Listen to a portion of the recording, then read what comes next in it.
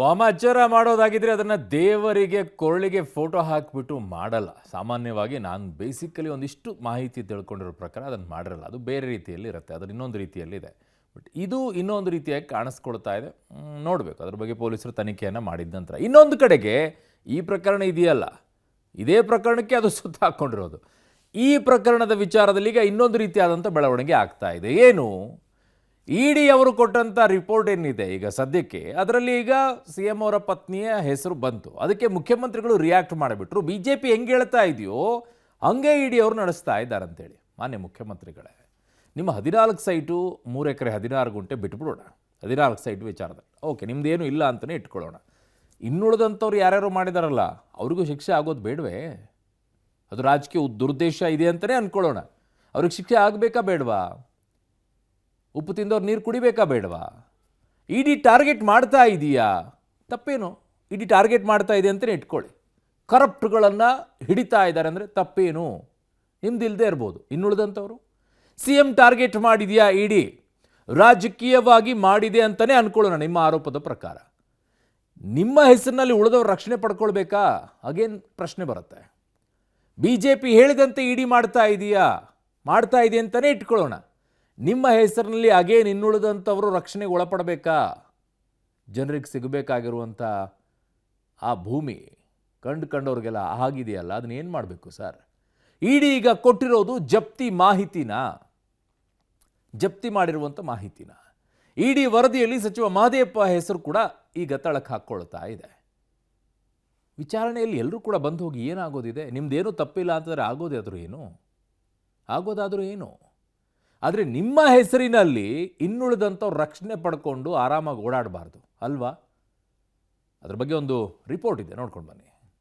ಇಡಿ CM ಮಧ್ಯೆ ಜೋರಾದ ಮೂಡಾ ಜಟಾಪಟಿ. ಇಡಿಯದ್ದು ತನಿಖಾ ವರದಿಯಲ್ಲ, ಜಪ್ತಿ ಮಾಹಿತಿ. ಇಡಿ ತನಿಖೆ ರಾಜಕೀಯ ಪ್ರೇರಿತವೆಂದ ಸಿಎಂ. ಮೈಸೂರಿನ ಮೂಡಾ ಹಗರಣ ಸಂಬಂಧ ನಿನ್ನೆ ಇಡಿ ನೀಡಿರೋ ಮಾಹಿತಿ ವಿಚಾರದಲ್ಲಿ ಜಟಾಪಟಿ ಜೋರಾಗಿದೆ. ಇಡಿ ವರದಿಯಲ್ಲಿ ಪತ್ನಿ ಪಾರ್ವತಿ ಹಾಗೂ ತಮ್ಮ ಹೆಸರನ್ನ ಪ್ರಸ್ತಾಪ ಮಾಡಿರೋದಕ್ಕೆ ಮುಖ್ಯಮಂತ್ರಿ ಸಿದ್ದರಾಮಯ್ಯ ಕಿಡಿಕಾರಿದ್ದಾರೆ. ಇಡಿಯ ತನಿಖೆ ರಾಜಕೀಯ ಪ್ರೇರಿತವಾಗಿದೆ. ನಿನ್ನೆ ನೀಡಿರೋದು ತನಿಖಾ ವರದಿಯಲ್ಲ, ಜಪ್ತಿ ಮಾಹಿತಿ ಅಂತ ಸಿದ್ದರಾಮಯ್ಯ ಸ್ಪಷ್ಟಪಡಿಸಿದ್ದಾರೆ. ನಾನಾಗಲಿ ನನ್ನ ಕುಟುಂಬವಾಗಲಿ ಯಾವುದೇ ಅಕ್ರಮ ನಡೆಸಿಲ್ಲ, ನನ್ನ ಹೆಸರು ಕೆಡಿಸಲು ಇಷ್ಟೆಲ್ಲ ನಡೆದಿದೆ ಅಂತ ಸಿದ್ದರಾಮಯ್ಯ ಆರೋಪ ಮಾಡಿದ್ದಾರೆ. ಬಿಜೆಪಿ ಇದರಲ್ಲಿ ಯಶಸ್ಸು ಸಾಧಿಸಲ್ಲ ಅಂತ ಸಿದ್ದರಾಮಯ್ಯ ತಿರುಗೇಟು ನೀಡಿದ್ದಾರೆ. ಪೋರ್ಟಲ್ ರೀ ಅದು ಸೀಜ್ ಮಾಡಿರೋದು, ಸೀಜರ್ ರಿಪೋರ್ಟ್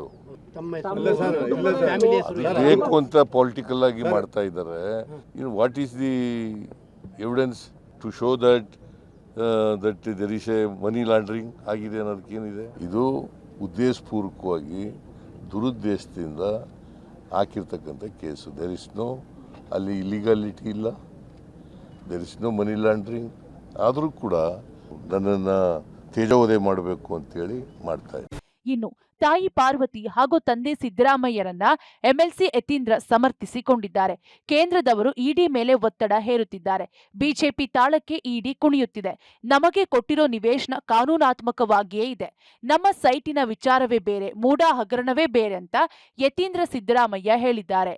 ಇಡಿಯವ್ರು ಬೇಕು ಅಂತ ಹೇಳಿ ದುರುದ್ದೇಶದಿಂದ ಮಾಡ್ತಾ ಇದ್ದಾರೆ. ಅವ್ರಿಗೂ ಚೆನ್ನಾಗಿ ಗೊತ್ತು ನಮ್ಮ 14 ಸೈಟ್ಸ್ನಲ್ಲಿ ಯಾವುದೇ ರೀತಿ ಕಾನೂನು ಬಾಹಿರವಾಗಿ ಇದಾಗಿಲ್ಲ ಅಂತ ಹೇಳಿ, ನಮಗೆ ಕೊಟ್ಟೋದು ಕಾನೂನಾತ್ಮಕವಾಗೇ ಇದೆ ಅಂತ ಅವ್ರಿಗೂ ಗೊತ್ತು. ಆದರೂ ಕೂಡ ಬೇಕು ಅಂತ ಹೇಳಿ ಅವ್ರ ಮೇಲೆ ಪಾಪ ಭಾಳ ಪ್ರೆಷರ್ ಇದೆ. ಸೆಂಟರ್ ಅವರು ಪ್ರೆಷರ್ ಹಾಕ್ತಿದ್ದಾರೆ. ನಮ್ಮ ಕರ್ನಾಟಕದಿಂದ ಇರುವಂಥ ಬಿಜೆಪಿ ಅವರು ಮತ್ತು ಬೇರೆ ವಿರೋಧ ಪಕ್ಷದವರು ಕೂಡ ಅವ್ರ ಮೇಲೆ ಪ್ರೆಷರ್ ಹಾಕ್ತಿದ್ದಾರೆ. ಹೇಗಾದರೂ ಮಾಡಿ ಸಿದ್ದರಾಮಯ್ಯ ಅವ್ರನ್ನ ಆರೋಪಿ ಸ್ಥಾನದಲ್ಲಿ ನಿಲ್ಲಿಸಬೇಕು ಅಂತ ಹೇಳಿ. ಸೊ ಹಾಗಾಗಿ ಅವ್ರು ಹೇಳ್ಕೊಡ್ತಾರೆ, ಅವ್ರು ಅದನ್ನು ಮಾಡ್ತಾ ಇದ್ದಾರೆ. ಇವತ್ತು ಯಾವ ತನಿಖಾ ಸಂಸ್ಥೆ ಕೂಡ, ಸೆಂಟ್ರಲ್ ತನಿಖಾ ಸಂಸ್ಥೆಗಳು ಯಾವುದು ಕೂಡ ಸ್ವತಂತ್ರವಾಗಿ ಕೆಲಸ ಮಾಡುವಂಥ ಪರಿಸ್ಥಿತಿಯಲ್ಲಿ ಇಲ್ಲ. ಅದೆಲ್ಲರಿಗೂ ಗೊತ್ತಿರುವಂಥ ವಿಷಯ.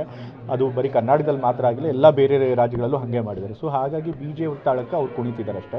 ಖಂಡಿತ ಅವಧಿ ಪೂರ್ಣ ಮಾಡ್ತೀನಿ. ಇವಾಗ ಅವ್ರಿಗೆ ಸ್ಥಾನಕ್ಕೆ ಎಲ್ಲಿ ಕೂತು ಬಂದಿದೆ? ಏನೂ ಬಂದಿಲ್ಲ. ಇವತ್ತು ನಮ್ಮ ಪಕ್ಷದಲ್ಲಿ ಹೈಕಮಾಂಡ್ ಅವ್ರ ಪರವಾಗಿ ನಿಂತಿದೆ. ನಮ್ಮ ಪಕ್ಷದಲ್ಲಿರುವಂಥ ಅಧ್ಯಕ್ಷರು ಕೂಡ ಅವ್ರ ಪರವಾಗಿದ್ದಾರೆ. ಯಾರು ಕೂಡ ರಾಜೀನಾಮೆ ಕೊಡಿ ಅಂತ ಕೇಳಿಲ್ಲ. ACC ಅಧ್ಯಕ್ಷರು ಖರ್ಗೆ ಅವ್ರ ಪರವಾಗಿ ನಿಂತಿದ್ದಾರೆ. ನಮ್ಮ ರಾಜ್ಯದಲ್ಲಿರುವಂಥ MLA ಎಲ್ಲರೂ ಕೂಡ ಸಿದ್ದರಾಮಯ್ಯ ಮುಖ್ಯಮಂತ್ರಿಗಳು ಮುಂದುವರಿಬೇಕು ಅಂತ ಹೇಳಿದ್ದಾರೆ. ಸೊ ಎಲ್ಲರೂ ಅವ್ರ ಜೊತೆಗೆ ಇರಬೇಕಾದ್ರೆ ಅವ್ರು ಖಂಡಿತ ಸಂಪೂರ್ಣ ಅವಧಿನ ಪೂರ್ಣ ಖಂಡಿತ ಸಂಪೂರ್ಣ ಅವಧಿಯನ್ನು ಮುಗಿಸ್ತಾರೆ.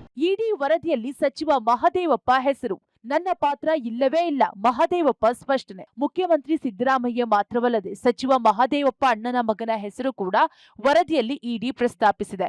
ಇದಕ್ಕೆ ಸ್ಪಷ್ಟನೆ ಕೊಟ್ಟಿರೋ ಸಚಿವ ಮಹದೇವಪ್ಪ, ಮೂಡಾ ವಿಚಾರದಲ್ಲಿ ನನ್ನ ಯಾವ ಪಾತ್ರವೂ ಇಲ್ಲ, ನಾನು ಹಾಗೂ ನನ್ನ ಅಣ್ಣನ ಕುಟುಂಬ ಪ್ರತ್ಯೇಕವಾಗಿದ್ದೇವೆ. ನವೀನ್ ಬೋಸ್ ತೆಗೆದುಕೊಂಡಿರುವ ಸೈಟ್ ಬಗ್ಗೆ ನನಗೆ ಗೊತ್ತಿಲ್ಲ ಅಂತ ಸ್ಪಷ್ಟಪಡಿಸಿದ್ದಾರೆ. ಅಲ್ಲ ಅವ್ರ ಫ್ಯಾಮಿಲಿ ಜೊತೆ ನಿಮ್ಮ ಅಣ್ಣನ ಮಗ ಇಲ್ಲ, ಸಪ್ರೇಟ್ ಆಗಿ ಇದ್ದಾರಲ್ಲ, ಸಪ್ರೇಟ್ ಆಗಿ ಅದಕ್ಕೂ ನಿಮ್ಮ ಇವ್ರಿಗೂ ಸಂಬಂಧನೇ ಇಲ್ಲ, ಸಪ್ರೇಟ್ ಆಗಿ ಇದ್ದಾರೆ.